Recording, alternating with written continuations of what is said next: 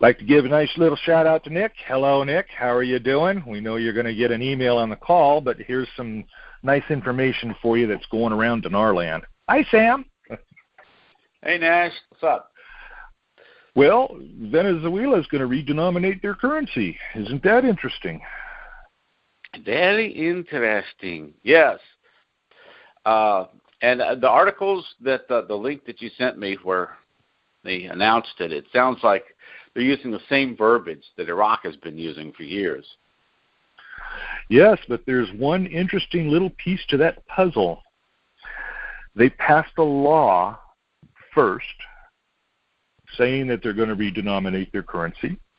Mm-hmm. They've educated the people second, saying that there's going to be a new currency, and then they're now getting ready to implement it. At first, they were going to remove 3 zeros, and that was supposed to take place in June, but they kind of put a halt to that, and they're going to actually remove 5 zeros, and they're going to implement that on August 20th. Yeah, so that's a week away. Week away. Yeah, whereas Iraq has announced that they're going to do it through the CBI, but Parliament never approved it. So it's never been on approved hold. It. Been on hold for years while they drag their feet and try to figure out if they're even going to do it. That's kind of interesting that Parliament's never approved it, because here we have Venezuela redenominating their currency. Parliament approved it. And then you have the Turkish lira. Back in 2005, right. Parliament approved that before they were able to start their redenomination process. And it's along the same lines. Parliament approved it.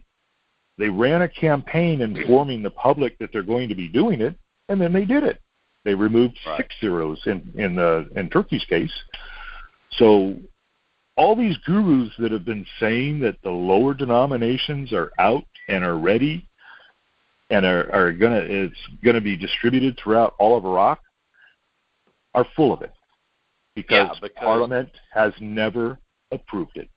Right. That's not something the CBI does. That's something that the government does. They're two separate entities. The government has to approve the funds in order for them to print the currency. Right. So you've got all the design aspect of it. You have the administration part of it. You have all the announcements to the public to get them ready to go ahead and get ready for the dual currency that's going to happen.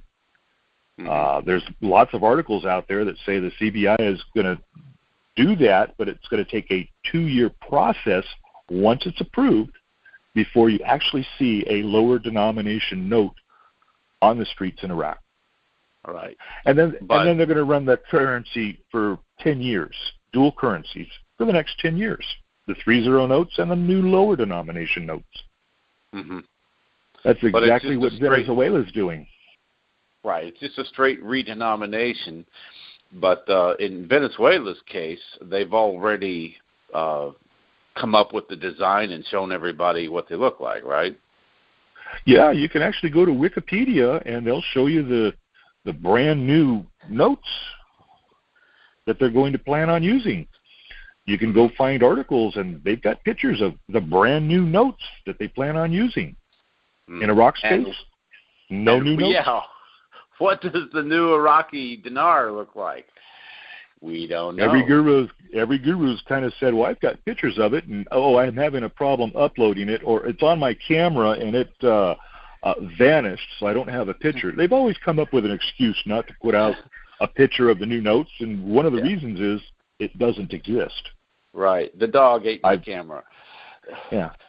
I've never seen a picture of a new Iraqi note published anywhere, not even from Iraq.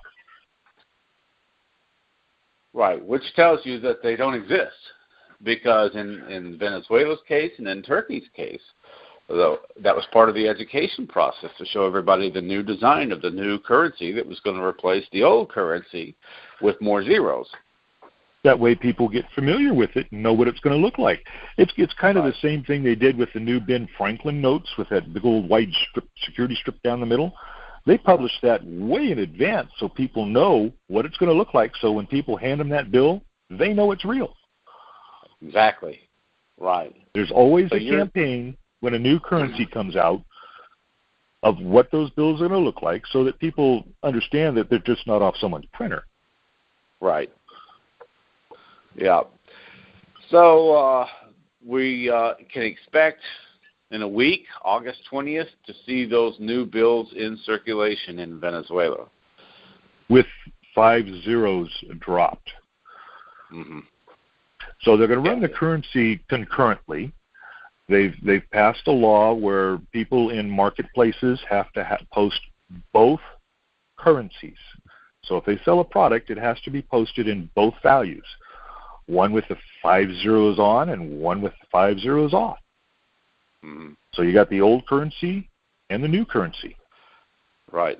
The article that I read, it said that they were going to remove 5 zeros. And other articles, they will say lop 5 zeros or delete 5 zeros, but it's basically the same verbiage being used in Iraq concerning the dinar. When you hear about deleting zeros, removing zeros, lopping zeros, chopping zeros, you're talking about a redenomination. So just so everybody will understand that what they're talking about in Venezuela is the same thing we've been hearing from Iraq for these many years, and it's a redenomination. It is not a revaluation. That's true. People think that their $25K note is going to be worth at least $25,000, but unfortunately, they're referring to the lower denomination notes, which nobody has as far as getting that new rate, because they're going to have two rates, one for the old notes, one for the new notes, which nobody has. Right. And people are applying the old notes to the new rate, and it doesn't work like that. That's apples and oranges. If you've got a 25K Iraqi dinar note, it's going to be worth what it's always been worth until they remove it from circulation. The new value is going to be applied to the new replacement dinar, which hasn't been approved yet, hasn't been printed yet. So you will never see any increase on the current series of IQD. Right. No matter what the gurus are telling you, they've all lied to you. Right. Yeah, this is the education process. We're trying to help people understand why their dinar isn't going to go up in value is because the policy that we're hearing about from the CBI is not revaluation. They're going to keep the value right about where it is until they replace the old currency with a new currency, just like Turkey did and just like Venezuela is doing. Yep. Now, what's interesting, though, is they're replacing the currency in Venezuela, and like what they did in Turkey, is because of inflation. Yeah. So in Iraq right now, inflation. Yeah. In Iraq right now, that doesn't exist. They've maintained stability. Right. So they were mainly wanting to replace the currency to what they call facilitate. This is what Shabibi said: facilitate financial transactions and ease of payments. It's not being done to stop inflation because inflation is under control. They would only be doing it to make financial transactions easier so that you don't have to carry a whole lot of bills and that you don't have to deal with all those zeros when you're doing your calculations for your business.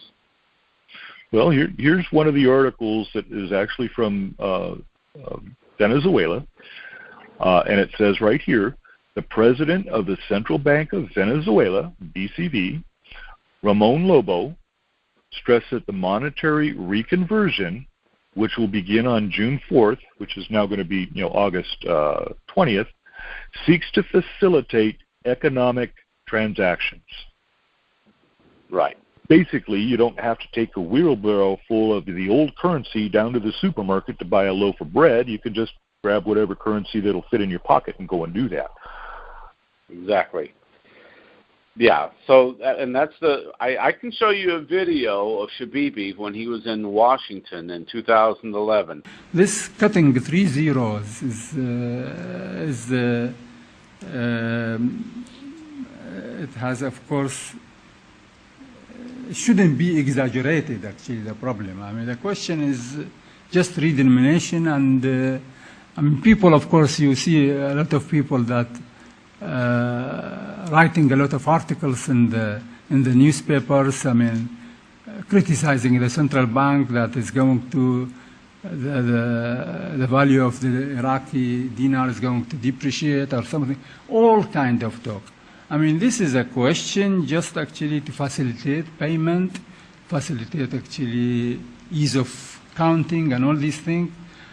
Saying we're just doing this to facilitate financial transactions. In other words, inflation's under control. This is the reason we're doing it, so that it's easier to do cash transactions. And actually, not even just cash, but when you start looking at these financial statements with all these zeros, it can be confusing. Yes, it can. All you have to do is get a little cross-eyed and miss a zero, and you just lost a little bit of money. Right. Or gained a little bit of money, depending on which end of which end of it you're looking at. I just checked earlier today the money supply figures in Iraq. And their M1 money supply is over 65 trillion dinar, and their M2 is over 85 trillion. So how many zeros is in a trillion? Let's see, it's 1, 2, 3, 4, 5, 6 for a million, 9 for a billion, 12 for a trillion. Something like that. That's a lot of zeros to keep track of. It is. So, well, I thought it was interesting when I heard about the redenomination coming up, because, well, let's see, one of those articles said that minimum wage now in Venezuela is the equivalent of $1 a month or something like that. Yeah, there was another one that came out that the president increased the minimum wage 3 times the amount of what it currently was, or something like that, to, I guess that makes it $3 a month instead of $1 a month. Yeah, but those people are just desperate because of hyperinflation. They had the same problem with Turkey in the 90s. And then finally in 2005, they removed 6 zeros from their currency once they got inflation under control. And this is basically what has happened with the Iraqi dinar. And the idea that the dinar was devalued by the powers that be at the start of the war, that's nonsense. All you got to do is go back and check the history of the Iraqi dinar, and you'll find out in 1995, 8 years before the war started, the market value of the old Saddam dinar was 3,000 to the dollar. Yep. So they had hyperinflation in the 80s and the early 90s because of Saddam's reckless management of the economy. And that's not the case anymore, since Saddam is no longer in power, and you've got a more responsible government in there that's cooperated with the United States. They've got their foreign currency reserves built up. They're not spending their foreign currency reserves to fight a war like Saddam was doing. So they've stabilized somewhat, but that's the reason that the dinar's value is 1/10 of a penny, because of past hyperinflation carried over from the Saddam era. Yep. And just like Venezuela's economy brought on hyperinflation with the Bolivar, Turkey's economy had hyperinflation that led them to cut 6 zeros off Zimbabwe's hyperinflation. How many zeros did they cut off their currency? 26, I think. They finally gave up and said, screw it, we're going to use the dollar. Yeah, the dollar, the rand, the yuan, all the other currencies that had some purchasing power, basically. You actually use a currency to go down and buy a loaf of bread or whatever it is they wanted to buy. Yeah. So, by the way, if any of you out there have Zimbabwe dollars because you think that they're going to be revalued or you're going to get rich somehow off of that. Good luck. Yeah, that bond paper is kind of been put out there to death. You know, there are people that believe it's a bond because it's printed on bond paper, but in reality, it's a lesser grade paper that they use for currency. Mm-hmm. They use actually currency paper to print currency on. It costs more. But in Zimbabwe's case, they use a lesser grade paper, and it's just called bond paper, but it has nothing to do with a bond. It's just the grade of paper that they used. It's just a terminology thing. That's all it is. I mean, bond paper, I mean, you use that in your computer printers at home. It's a type of paper that is used. It's just a grade of paper is all it is. You can get different types of bond paper, different weights and stuff like that, and everybody can figure that out. I mean, you can get your regular paper for your printer, or you can get what is known as like construction paper. Everybody knows the term construction paper, and that's just a thicker weight of paper. Right. So we can hopefully put that to rest now, that what they're up to in Zimbabwe is not going to make anybody rich. I think that's pretty much it. I think we just wanted to talk about the redenomination of one country's currency, compare it to another country's currency that had been done in the past, and relate it to how it works in Iraq. It's going to work the same way. Right. Yeah. Years ago, I did an article on my blog called Deleting the Zeros. And I took news articles from several redenominations. They did a redenomination in Mexico. They did one in Russia. They did one in Romania. And in every one of these news articles, they used the same kind of verbiage. They're going to remove, lop, chop, delete, whatever, zeros from the currency and issue a new currency with fewer zeros to remove the effects of past inflation. They passed the laws, they announced it ahead of time, and then they implemented it. It took, a period of probably a year to do all of that. Right, yeah. You have to educate the public before you do it. Otherwise, they're not going to know. They're not going to know if the new currency is legit, or they're not going to know what's going on. They might think their government's stealing from them or whatever. Yeah. So you do the education process, you print the new currency, and then you distribute it, and then you pull in the old currency and destroy it. And now you've got the new currency with fewer zeros. Nobody gets rich, nothing like that. It's just an even exchange of value, old currency for new. Yep. And that's exactly what Iraq has been describing, and it's exactly what they're going to do if they ever get around to it. Yeah, that's the big thing, if they ever get around to it. But, in Dinar land, hey, they've already done it 100 times over. But officially from Iraq, it's never happened. They started talking about this, I think, in 2011. And so that's 7 years now. That's when that one article came out about them going to possibly do that. Yeah. So anyway, any gurus out there telling you that delete the zeros means revaluation and whoopee, we're all going to be rich? Wrong. Delete the zeros just means we're going to replace the current currency with all the extra zeros with a new currency with fewer zeros.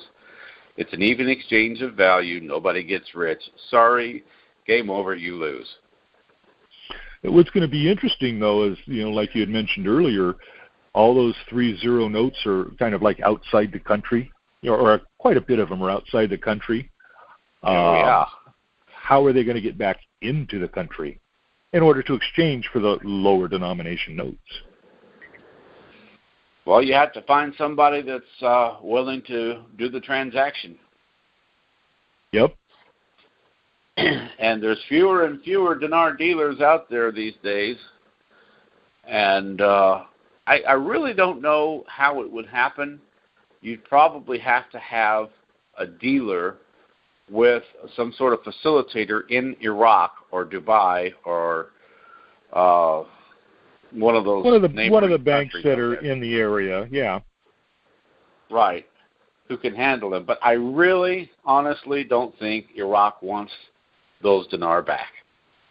Well, if they pay for the dinar, they're going to lose whatever they have in the reserves for it. As they pull the money in, the reserves go away. They don't want those dollars going out of the country. And that's what's going to happen if people outside of the country start exchanging their dinar for U.S. dollars. So I kind of think they're just going to drag this thing out indefinitely. Probably 5 years from now, they're still going to be talking about doing the redenomination, but it's still not going to be a thing. Well, we'll have to see in 5 years what happens. Yep. Well, that's where we were 5 years ago. 5 years ago they were talking about it, and they're still talking about it. I have a feeling 5 years from now they still will be. I could be wrong. We'll have to wait and see. In the meantime, just so that everybody will understand, this is what's happening in Venezuela right now. Same thing Iraq has been talking about for years, but the parliament's never approved it. Yeah, until Parliament approves it, nothing's going to happen. Right. They're going to be sitting there looking at the exchange rate around 1,190 to the dollar, 1,200 to the dollar, whatever. Yeah, it hasn't moved much in the past 10 years. Yep. Anyway, if you guys got any questions, feel free to contact us. Me and Nash, we hang out at dinardaily.net. You could also contact me and Marcus Curtis at Iraq Currency Watch. We'd be happy to take any questions. Yep, we'll be there. Okay. That's all, folks. All right, we'll talk to you later.